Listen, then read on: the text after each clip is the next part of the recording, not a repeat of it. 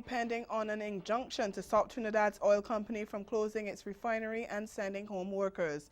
And in sport, West Indies suffer a batting collapse in the first test against India. I'm Dawn Paris, and this is the Caribbean in 10 for Friday, October 5th. I'll be back with the details after the break. This not free. You're not getting no love if you're not have no money. Well, you don't know, this is Stacey Expressions, aka Goody Plum. My song is entitled No Free Touch. That's a clean version on the Party Shot Rhythm. Now, this song is very controversial because you have a lot of men who are fighting against it because they don't believe in paying for love. So, it's my first year, the first of the 3 that they've been doing. It will not be my last, but it's beautiful to celebrate everything that we contribute to the society that we live in, as well as music. Music is such a universal language. It bridges gaps. It soothes souls. It's just so many different things all wrapped into one. And when we contribute our part of it, it just becomes even that much more magical. It's off the chain. And to see us, look at this. Demetria McKinney, House of Pain. Y'all know who this is, right?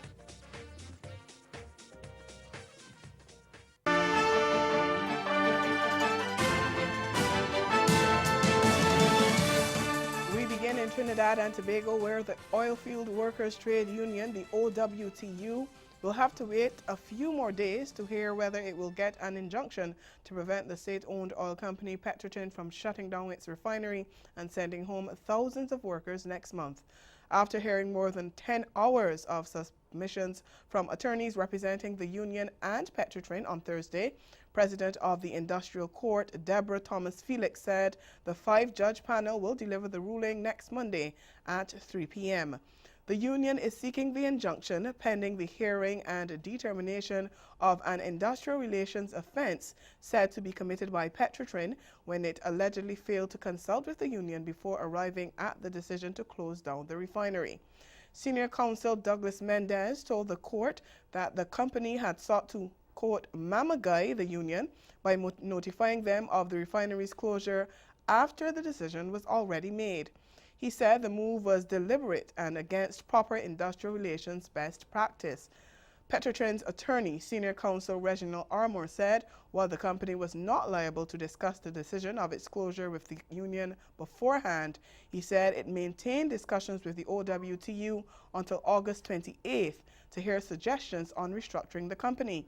He said while the company continued to engage with the union in negotiations over the future of the refinery, the union failed to put forward sustainable business models and did not address concerns relating to debt repayment, financing, and profitability.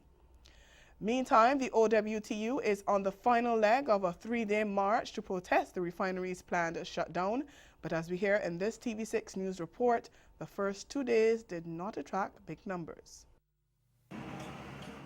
With 4,700 workers set to be retrenched by the first week of November, with the shutting down of the Petrotrin oil refinery, the physical numbers that came out over the past 2 days for the Monster March, previously called Mother of All Marches, seem to be no more than a couple hundred, representing approximately 10% of those set to be on the breadline come November. So we asked, you know, compared to years where the movements used to have masses coming in support, we've seen those numbers dwindling over the years. What do you think are some of the reasons for that? Well, first of all, let me say, I wouldn't mount a monster argument against what we are doing. We started at Pointe-à-Pierre. The journey is from Pointe-à-Pierre to Port of Spain. We made it quite clear to the workers that, you know, they are free to join, but that do not let any leg of that journey that you join on to prevent you from joining us tomorrow. Ansel Roger said they will wait and see what the numbers would be like on Friday before giving an assessment on their way forward. Parliament today approved an amendment to the People's Representation legislation that will, among other things, make it illegal to go into an election polling booth with electronic devices, particularly cell phones and digital cameras. Anyone who breaches the law would be liable on summary conviction to a fine of 5,000 EC dollars or 6 months in prison. The legislation also increases the deposit fee for anyone nominated to contest a general election from 300 to 500 EC dollars. It also provides for candidates to vote in a constituency where they're not registered, but where they're candidates on the ballot paper. The changes must now be approved by the Senate before becoming law.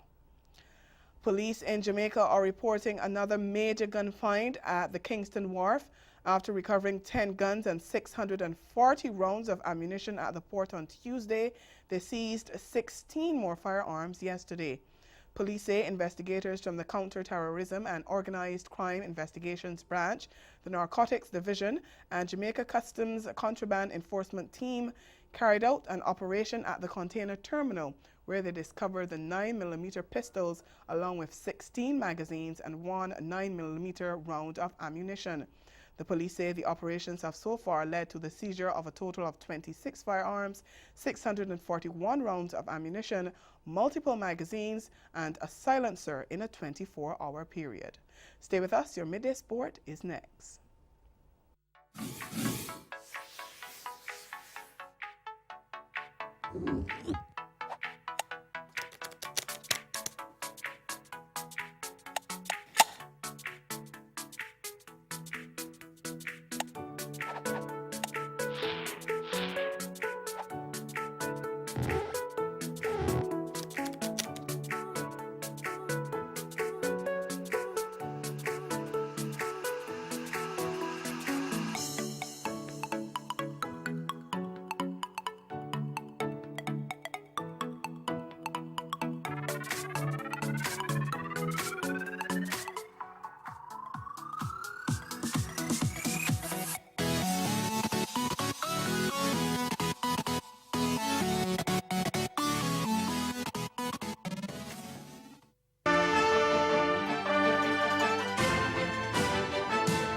Cricket is the focus in our midday sports segment. The nightmare continued for the West Indies, who suffered a batting collapse at the end of day 2 of the first test against India.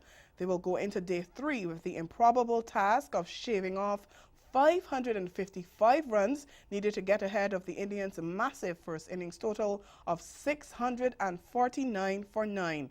The Indian batsmen continue to dominate, with debutant Prithvi Shaw extending his run score to 134, while captain Virat Kohli and Ravindra Jadeja also added centuries to help extend India's total.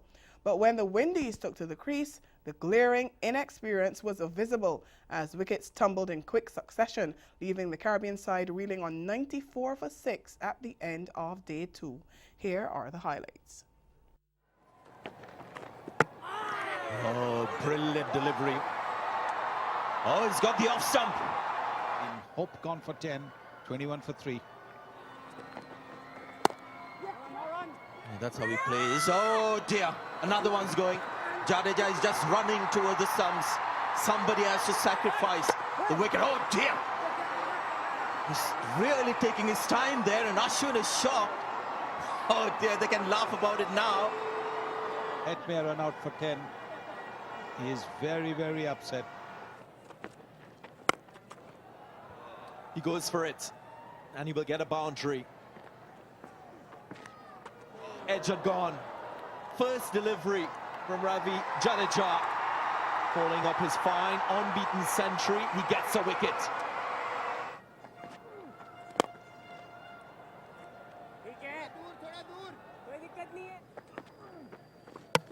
Bowling. Kuldeep Yadav gets the batsman to drive again the spin. And he gets his first wicket. Stowrich has gone for 10, 74 for 6. End of the over. It's been a terrific day for India. And good night. And the days belong to India once again. India. And that's Caribbean Intent. See you at 6:30 this evening for the Caribbean Newsline.